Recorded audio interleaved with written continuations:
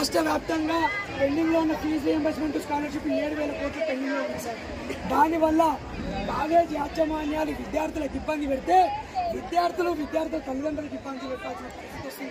కాబట్టి దయచేసి మీరు రాష్ట్ర ప్రభుత్వానికి ఇది ఒక పేపరే కాదు, ఎంతో మంది వేల మంది విద్యార్థుల జీవితాలని చెప్పేసి రాష్ట్ర ప్రభుత్వానికి తెలిసేలా మీరు చెప్పాలని చెప్పేసి సందర్భంలో తెలియజేస్తున్నారు సార్. తప్పకుండా ఇది ఒక చిత్తు పేపరే కాదు, ఇంతమంది విద్యార్థుల జీవితాలు ఇందులో ఉన్నాయని చెప్పి ఆలోచన చేసి ప్రభుత్వానికి తెలిసేలాగా మీరు చర్యలు తీసుకోవాలని చెప్పి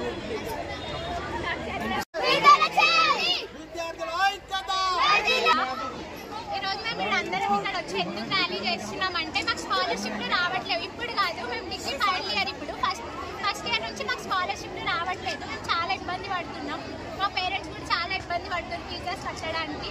సో అవి రిలీజ్ చేస్తే బాగుంటుందని మేము ఇప్పుడు ఎండలు ఇక్కడికి వచ్చినాము.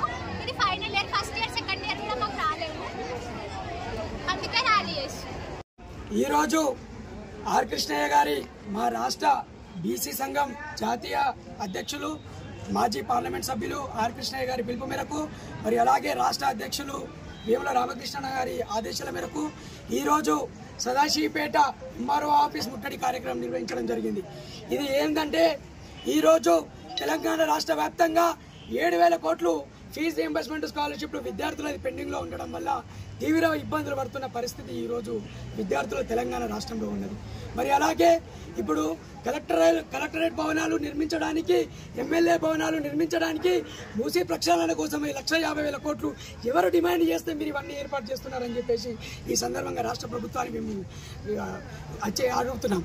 ఈరోజు విద్యార్థులకు 7,000 కోట్లు రిలీజ్ చేస్తే ఎంతో ప్రశాంతమైన జీవితం వాళ్ళని సాగిస్తూ వాళ్ళ విద్యని కొనసాగిస్తూ పై చదువులకు పోయే పరిస్థితిని ఈరోజు రాష్ట్ర ప్రభుత్వం అడ్డుకుంటుందని చెప్పేసి ఈ సందర్భంగా సిగ్గుచేటుగా భావిస్తున్నాం ఈరోజు ప్రభుత్వాన్ని.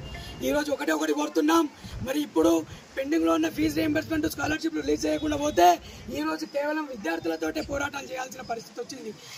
కాకపోతే వెంటనే వీలైనంత తొందరగా రాష్ట్ర ప్రభుత్వం పెండింగ్లో ఉన్న ఫీజు రీయింబర్స్మెంట్ స్కాలర్షిప్ రిలీజ్ చేయకపోతే విద్యార్థుల తల్లిదండ్రులను కూడా పోగేసుకొని ఇలాంటి ముట్టడి కార్యక్రమాలు, ఇంకెన్నో ప్రగతి భవనాలు, మరి అసెంబ్లీలు ముట్టడి చేయాల్సిన విద్యార్థులతోటి కలిసి మేము చేయాల్సిన పరిస్థితి వస్తుందని చెప్పేసి ఈ సందర్భంగా రాష్ట్ర ప్రభుత్వాన్ని హెచ్చరిస్తున్నాం. మరి పక్క రాష్ట్రంలో ఆంధ్రప్రదేశ్లో 20,000 రూపాయలు, ఇటు కర్ణాటకలో 15,000 రూపాయలు స్కాలర్షిప్ వస్తుంది. మరి అధిక ధనిక రాష్ట్రమైన తెలంగాణ రాష్ట్రంలో మరి 5,500 ఇవ్వడం మరి ఎంతవరకు న్యాయం? ఇది సిగ్గుచేటని చెప్పేసి సందర్భంగా మేము తెలియజేస్తున్నాం. మరి అలాగే ఈరోజు గురుకులాల్లో సొంత భవనాలు లేక విద్యార్థులను బయటకు పంపించి తాళాలు వేస్తున్న పరిస్థితి ఈరోజు మన తెలంగాణ రాష్ట్రంలో ఉన్నది.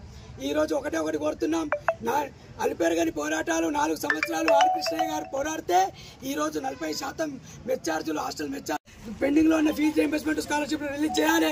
ఈరోజు 5,500 నుంచి ఈరోజు 20,000కు స్కాలర్షిప్ విద్యార్థులకు పెంచాలని చెప్పేసి ఈ సందర్భంగా మేము డిమాండ్ చేస్తున్నాం. మరి అలాగే ఈరోజు మా పట్నం మాణిక్యం ఫౌండేషన్ సభ్యులందరూ కలిసి ప్రతి ఒక్కరం కూడా ఈరోజు పిఎంకే ఎస్సీ ఎస్టీ మైనార్టీ విద్యార్థి సంఘాలందరం కలిసి పట్నం మాణిక్యం ఫౌండేషన్ సభ్యులం అందరం కలిసి ఈరోజు మేము పోరాటాలు రోడ్డు మీదకి వచ్చి చేస్తుంటే దానికి విద్యార్థులు సహకరిస్తున్నారు. మరి అలాగే పాపం తల్లిదండ్రులు ఎదుర్కొంటారు ఇదే సమస్యను. కాబట్టి రాష్ట్ర ప్రభుత్వానికి అన్ని రకాలుగా మూలకమైంది ఒకటే ఒక మా కండిషన్, పెండింగ్లో ఉన్న ఫీజు రీయింబర్స్మెంట్ స్కాలర్షిప్ రిలీజ్ చేయాలని చెప్పేసి దయచేసి రాష్ట్ర ప్రభుత్వాన్ని మేమందరం పట్నం మాణిక్యం ఫౌండేషన్ సభ్యులందరం కానీ, మరియు బీసీ సంఘం కానీ, బీసీ ఎస్సీ ఎస్టీ మైనార్టీ విద్యార్థి సంఘాలందరం కూడా కానీ ఒకటే కోరుతున్నాం, విద్యార్థులకు న్యాయం చేయాలి.